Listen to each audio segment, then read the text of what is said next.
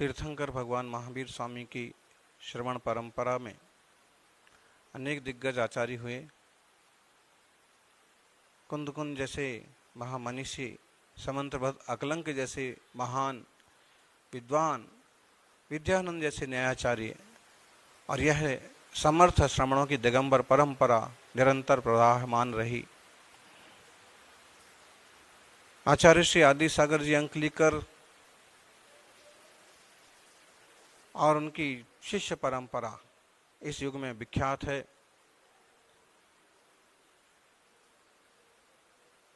वर्तमान युग में आचार्य श्री विशुद्ध सागर जी महाराज अध्यात्म, न्याय और तत्व ज्ञान के प्रोधा विद्वान आचार्य हैं। आचार्य श्री विराग सागर जी महाराज का उत्तराधिकार उन्हें प्राप्त हुआ और उसका महामहोत्सव इंदौर में धूमधाम से संपन्न हो रहा है। देश के बहुतांश साधक वहाँ उपस्थित हैं।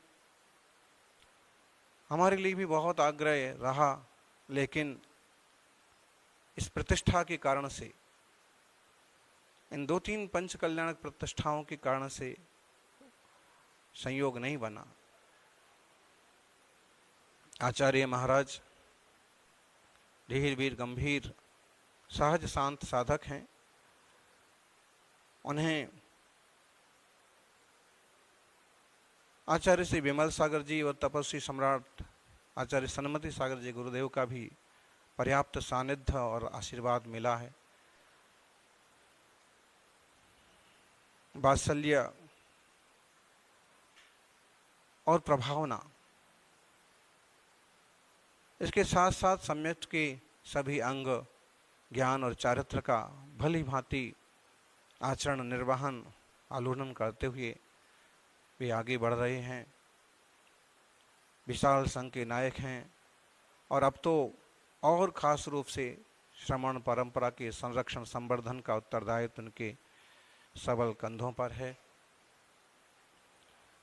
वे निरंतर बढ़ते रहें, विशुद्धता के बल पर शुद्ध आत्मा स्वरूप को उपलब्ध हों, समय सार प्रवचन सार जैसे गहन गंभीर विषयों पर जन जन का मार्गदर्शन करते रहें।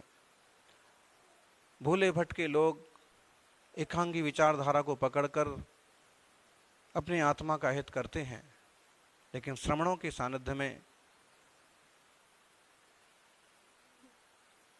खासकर विशुद्ध सागर जैसे साधकों के सानिध्य में, एक अच्छी विचारधारा, सम्यक विचारधारा जीवन में आती है।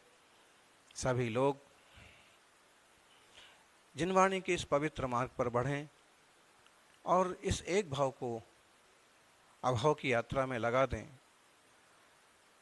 जन्म मरण का फेर कैसे मिटे, इसका पुरुषार्थ प्रत्येक जीव को करना चाहिए। आचार्य पद एक बड़ी जिम्मेदारी है, जिसमें आत्म हित साधने के साथ साथ औरों के उपकार के लिए भी श्रद्ध रहना होता है, सावधान रहना पड़ता है।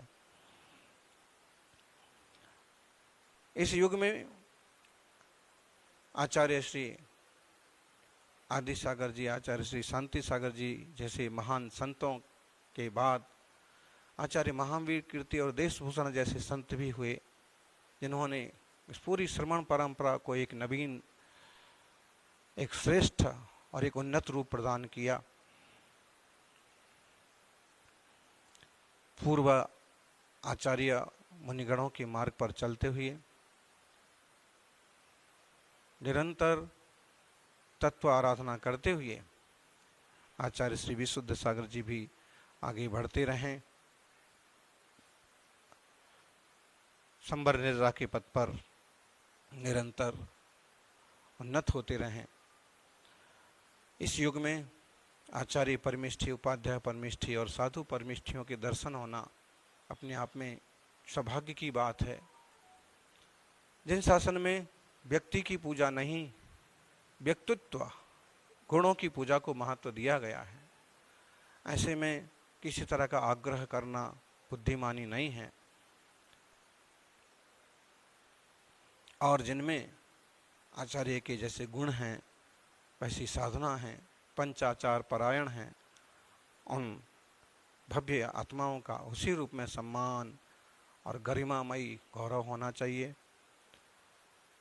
मुनिराजों की उपस्थिति भी अपने आप में एक गौरव है।